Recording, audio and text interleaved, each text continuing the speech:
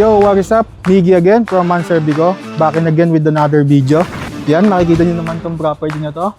Corner lot, newly built house, bagong tayo. At dito, may access dito papunta doon sa may dirty kitchen. At the same time, pwede rin maglagay ng laundry area. Tara, pasukin naman natin yung pinaka main entrance itong property.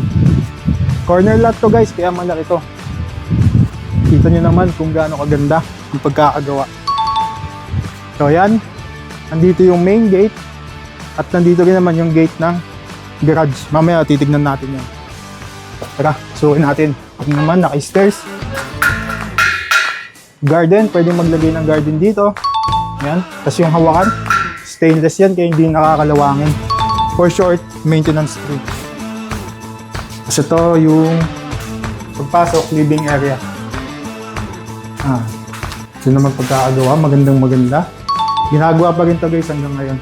Kasi ito, access to palabas ng terrace.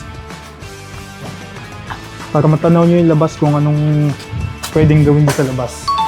Tapos ito naman, ito yung isang pintuan papunta ng dirty kitchen. Yan. Ito nyo naman, ginagawa pa lang to. Diyan, pwede maglagay ng laundry dyan. Let's go. So yun, ito, kitchen area. Meron din ditong minibar or tinatawag na countertop. Yan. So yun, meron din access dito papunta ng garage or carport. Yan. Kasya dito, dalawang pick-up. Malaki yan, malaki.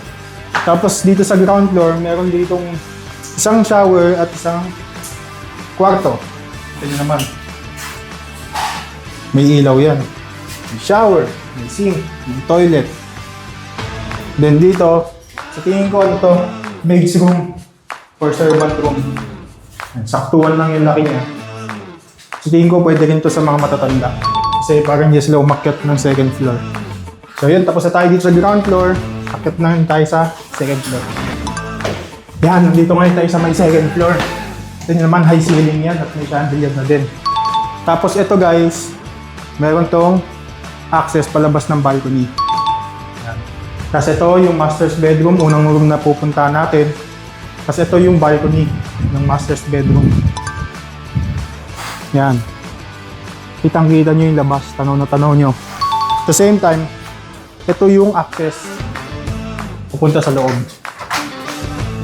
Tapos ito, may sariling CR to at may walk-in closet. Yan. Ito yung pinaka walk-in closet niya. Bagong-bago pa yung mga cabinet niya. Ayan.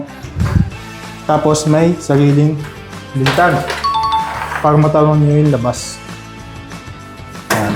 Tapos ito yung bathroom. May ilaw na rin yan. Yan o. May shower, may sink, may toilet bowl. Meron na rin yan offset para lagay na ng sabon.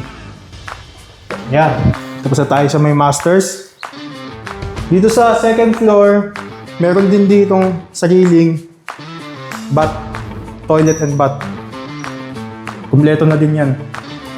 Tapos ito sa kaliwa ko, pangalawang room. Maliit lang siya, sakto sa mga teenager or mga kids. Yan. Yung mga cabinet na din yan, bagong-bago.